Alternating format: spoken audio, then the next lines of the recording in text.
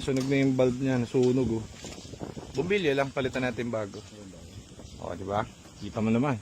Habang lahat nagkakagulo sa group, sira ang transmission, sira ang engine, dito sira ang bulb.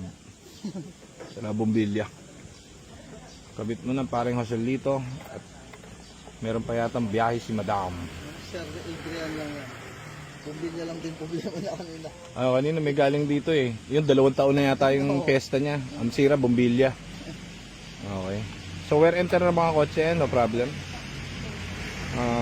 Yan lang, wala lang. Wala na ako yung vlog dito sa galing eh. Ito galing sa amin. Asan na ba yung hindi galing sa amin? Yung mga hindi galing sa amin, overhaul. Yung itim sa likod. Kabit na muna to. Tapos titignan natin kung iilaw na pare. Hawakan ko muna, pindutin mo muna. Baka mami di umilaw. Kakabit ko lang din. Ganda ng pagkapula nito. Ang sarap i-drive. Oo. Sabi ko, maganda itong unit na ito na ano, wala kang ramdam na nginig. Parang bago, no?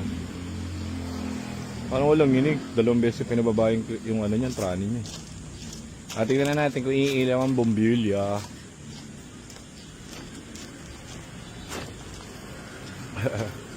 Ayan na, meron na agad eh. Sa preno mo tignan. Yan, ayos na. Teka, tignan ko sa kabila. Sige.